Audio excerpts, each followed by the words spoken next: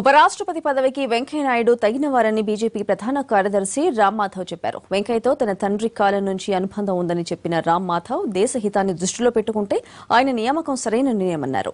వెంకయ్య ఉపరాష్ట్రపతిగా ఉన్న తెలుగు రాష్ట్రాలకు కేంద్రం నుంచి వచ్చే నిధులు ఆగవన్న రామ్ మాధవ్తో మా correspondent Prasad face to face. Bharatiya Janata party ప్రధాన కార్యదర్శి రామ్ మాధవ్ కొద్ది నిమిషాల క్రితమే బీజేపీ నేతృత్వంలోని ఎన్డీఏ ఉపరాష్ట్రపతి అభ్యర్థి వెంకయ్యనాయుడు కలిసి అభినందన తెలియజేశారు.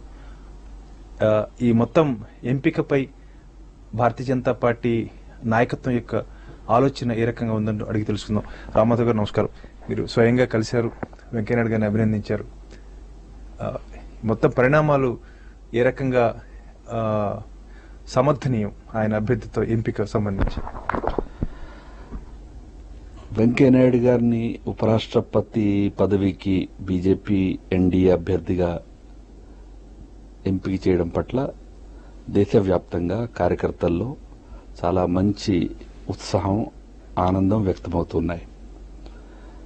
వెంకయ్యనాయుడు గారు పార్టీలో చాలా చిన్నతనం నుంచి, జనసంఘ సమయం నుంచి పనిచేస్తూ తన పరిశ్రమ, తన పట్టుదల, తన కష్టం ద్వారా పార్టీలో ఎదిగిన వ్యక్తి. ఆంధ్రప్రదేశ్లో పార్టీకి స్తంభాలుగా లెక్కగా పెట్టగలిగిన వాళ్ళలో వెంకయ్యనాయుడు గారు ఒకరు.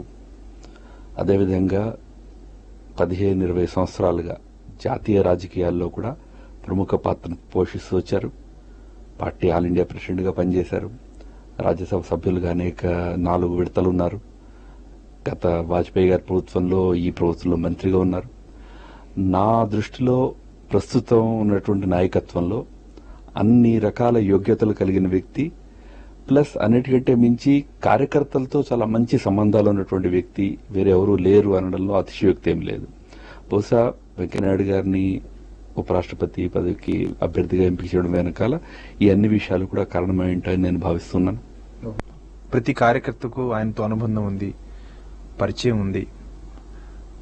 ఈ క్రియాశీలకంగా లేకపోవటం వల్ల ఇవన్నీ కూడా పార్టీకి అంత పెద్దగా ప్రయోజనకరం కాకపోవచ్చేమో కదా. అదే అంశాన్ని చాలా మంది కూడా వ్యక్తం చేస్తున్నారు. ఆయన క్రియాశీలకంగా లేకపోవడం వల్ల పార్టీ కొంత నష్టం జరగచ్చేమో అని. దానిపై మీరు ప్రధానమంత్రి గారే ఒక సందర్భంలో దీని గురించి ప్రస్తావిస్తూ పార్టీకి కొద్దిపాటి నష్టం జరిగే మాట వాస్తవమైనప్పటికీ దేశానికి ఎంతో మేలు జరుగుతుంది. నాయుడు గారు లాంటి సామాన్యమైనటువంటి బ్యాక్గ్రౌండ్ నుంచి వచ్చినటువంటి వ్యక్తి ఉపరాష్ట్రపతి పదవిలో ఆ పదవిని అధిష్ఠించడం వల్ల దేశానికి పెద్ద మేలు జరుగుతుంది అనే అభిప్రాయం, ఆ సెంటిమెంట్ ని వారు వ్యక్తం చేయడం జరిగింది. సహజంగానే రాష్ట్రపతి, ఉపరాష్ట్రపతి రాజకీయాలకు అతీతంగా ఉండాల్సి వస్తుంది. కాబట్టి వెంకయ్యనాయుడు గారు బహుశా దైనందిన రాజకీయాల నుంచి, మా party day to day politics నుంచి వారికి దూరంగా ఉండాల్సిన పరిస్థితి రావచ్చు. ఇన్ఫాక్ట్ నాకు తెలిసి ఆ ఒక ఫ్యాక్టర్ వల్లనే వారు చాలా ఎమోషనల్ గా ఫీల్ అయినట్టుగా కూడా నేను విన్నాను. వారు స్వయంగా నాతో చెప్పారు, only emotional aspect in this is I no longer work in the party. మీరు జన్నది కరెక్టే. దేశ హితం రీత్యా ఇలాంటి ఉన్నత పదవికి, రాజ్యాంగ ఉన్నత పదవికి ఎంపిక చేయడం జరిగిందని, ప్రధానంగా రాష్ట్ర విభజన నేపథ్యంలో రాష్ట్రానికి సంబంధించినటువంటి నేతలు గాని, ప్రభుత్వం గాని, అధికార పక్ష సభ్యులు గాని, ఇటు తెలంగాణ కావచ్చు, ఇటు ఆంధ్ర కావచ్చు, వాళ్ళు ఏమంటున్నారంటే ఆయన క్రియాశీలంగా లేకపోవడం వల్ల రాష్ట్ర పునర్నిర్మాణంలో కొంత మందగమనం అయ్యే అవకాశం ఉందని భయాందోళన వ్యక్తం చేస్తున్నారు. అది మనం అలా భయాందోళనకు గురి కావడానికి అవకాశం ఉందా? ఆంధ్రప్రదేశ్, తెలంగాణలో 2 రాష్ట్రాలుగా ఏర్పడిన తర్వాత ఈ 2 రాష్ట్రాల అభివృద్ధికి కేంద్ర ప్రభుత్వం వైపు నుంచి పూర్తి సహాయ సహకారాలు అందించడానికి మా ప్రభుత్వం కట్టుబడి ఉంది. వెంకయ్యనాయుడు గారు ఉన్నప్పుడు వారు చాలా చొరవ తీసుకుని దీన్ని సక్రమంగా ముందుకు జరిగేందుకు వారు తప్పనిసరిగా ప్రయత్నం చేస్తూ వచ్చారు, మంత్రిగా ఉంటూ. ఉపరాష్ట్రపతిగా ఉన్నప్పుడు కూడా ఆ 2 రాష్ట్రాల అభివృద్ధికి ఎటువంటి సహాయ సహకారాలు భారత ప్రభుత్వం నుంచి అందాలో వాటి విషయంలో ప్రభుత్వానికి సలహాలు ఇవ్వడము, ప్రభుత్వాన్ని ప్రోత్సహించడంలో వారు తన వంతు బాధ్యతను వారు తప్పనిసరిగా నిర్వర్తిస్తారు.